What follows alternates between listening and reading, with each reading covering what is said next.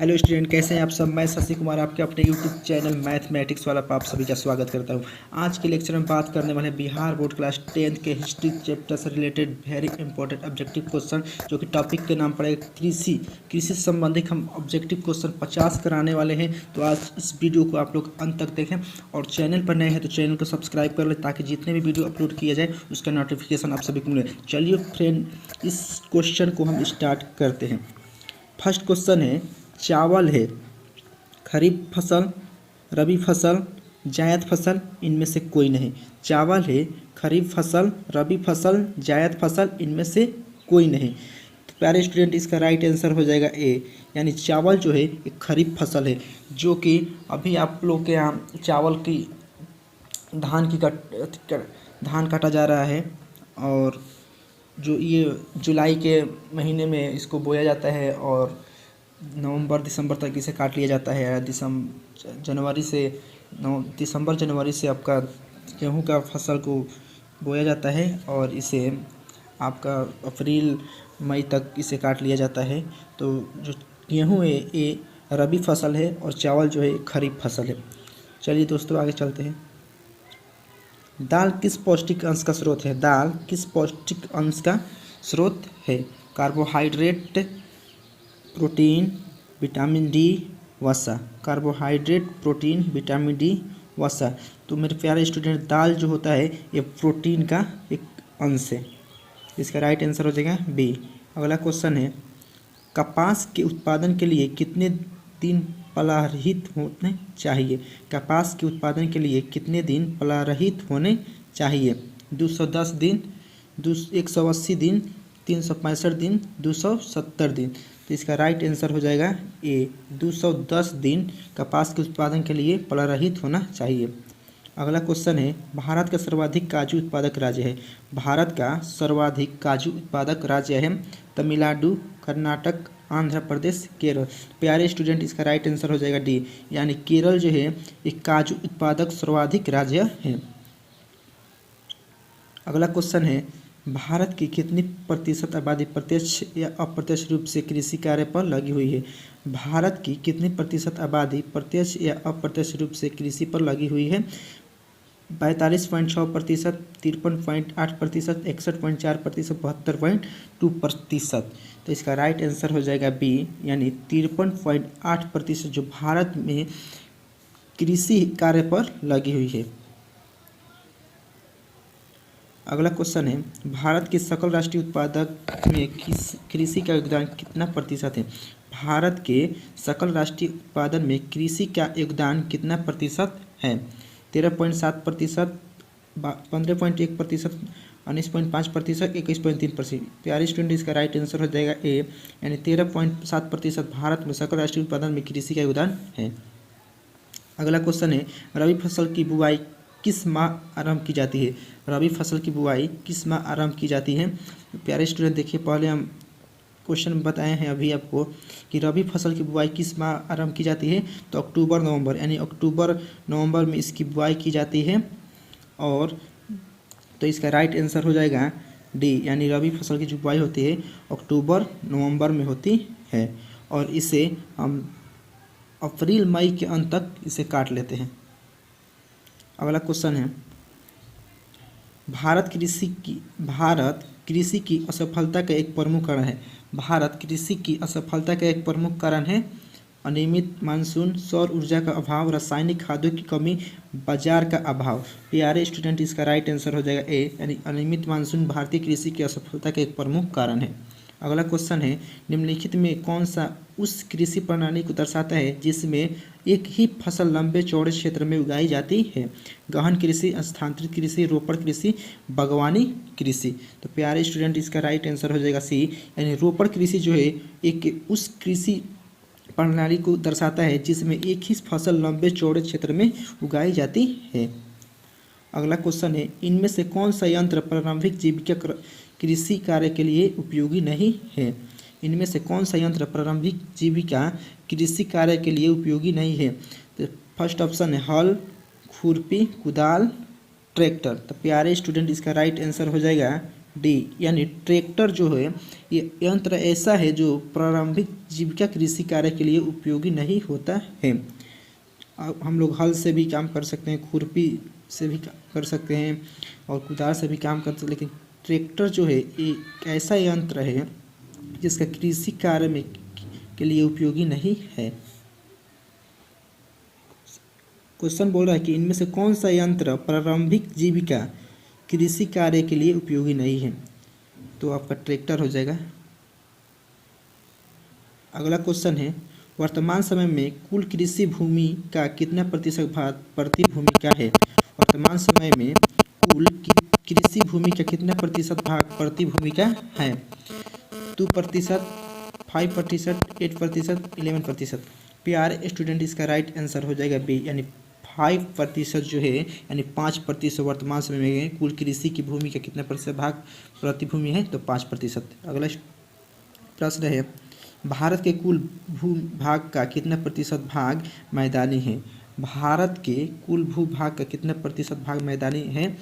39%, 43%, 49%, 53%। तो प्यारे स्टूडेंट इसका राइट आंसर हो जाएगा बी यानी 43% जो है वो भूभाग का है भारत में, मैदानी क्षेत्र। अगला क्वेश्चन है भारत में धान की खेती सबसे अधिक कहाँ होती है। भारत में धान की खेती सबसे अधिक कहाँ होती है। पश्चिम बंगाल, राजस्थान, हरियाणा, पंजाब। प्यारे स्टूडेंट इसका राइट आंसर हो जाएगा ए यानी पश्चिम बंगाल में जो होती है सर्वाधिक धान की खेती होती है और सबसे ज़्यादा गेहूं की खेती जो होती है वो पंजाब में होती है। अगला क्वेश्चन है दुग्धोत्पादन में विश्व में भारत का कौन सा स्थान है। दुग्धोत्पादन में विश्व में भारत का कौन सा स्थान है।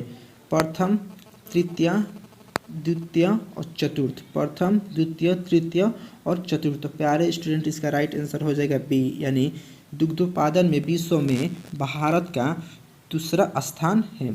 अगला क्वेश्चन है जायद फसल का उत्पादन किस मौसम में होता है। जायद फसल का उत्पादन किस मौसम में होता है।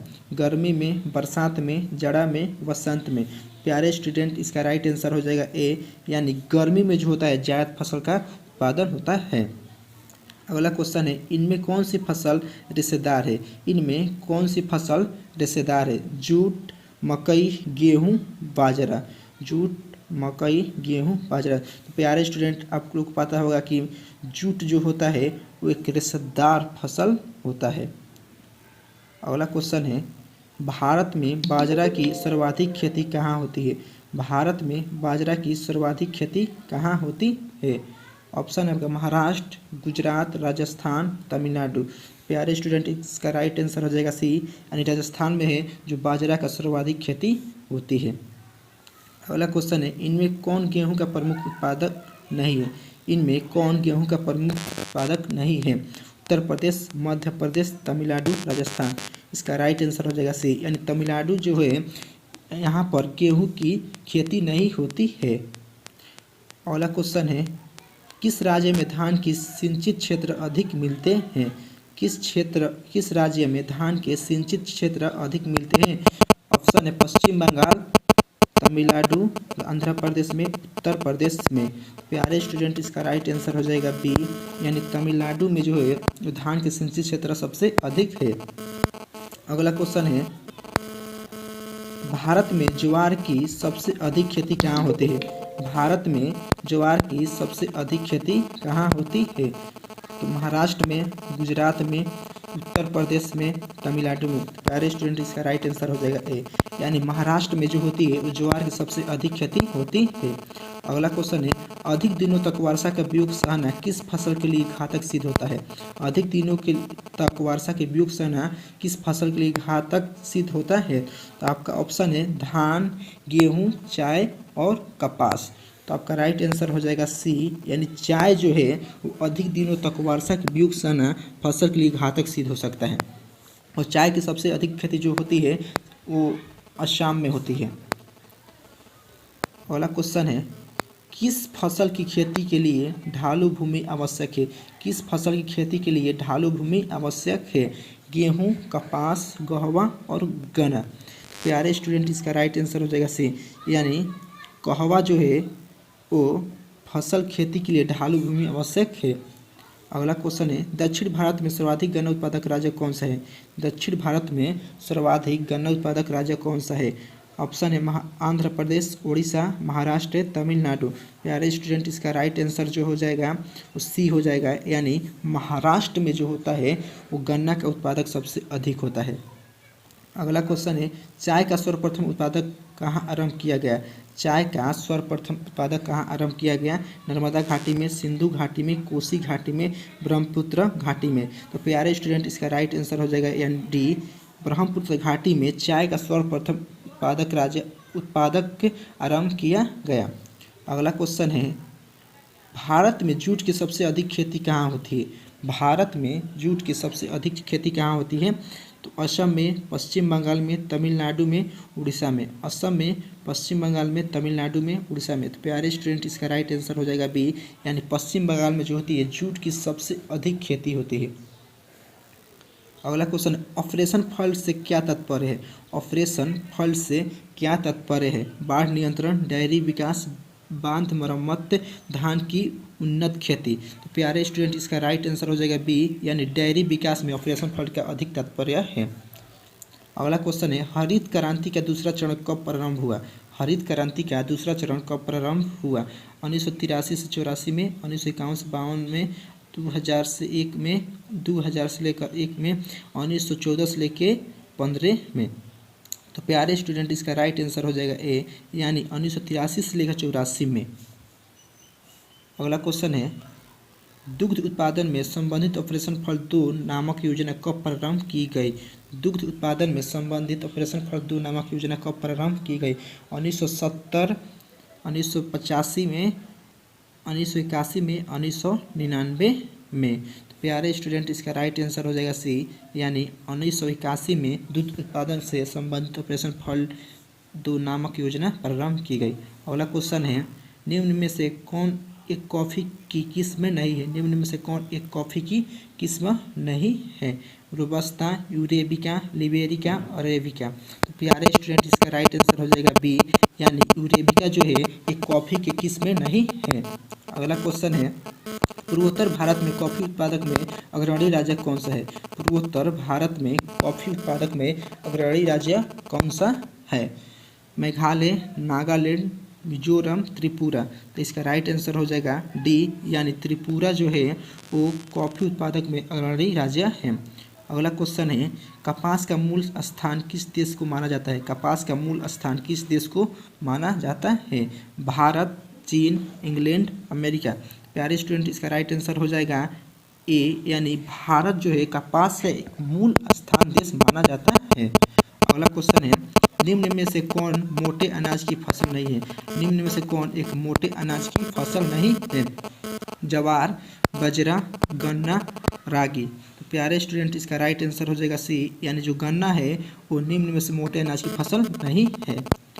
अगला क्वेश्चन है निम्न में से कौन दलहन की फसल नहीं है। निम्न में से कौन दलहन की फसल नहीं है। चना, बाजरा, मसूर, उड़द। तो दलहन के मतलब जिसे हम दाल बोलते हैं उसको दलहन बोला जाता है।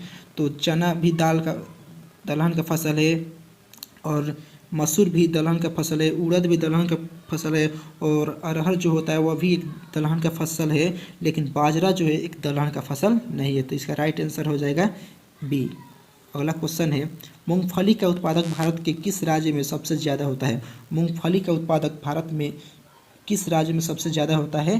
तो हरियाणा, पंजाब, राजस्थान, गुजरात। तो प्यारे स्टूडेंट इसका राइट आंसर हो जाएगा गुजरात में जो होता है मूंगफली का भारत के सबसे ज़्यादा उत्पादक राज्य है। तो ये आपका आंसर हो जाएगा डी, यानी गुजरात। अगला क्वेश्चन है सरसों के उत्पादक में भारत का कौन सा राज्य प्रथम स्थान रखता है।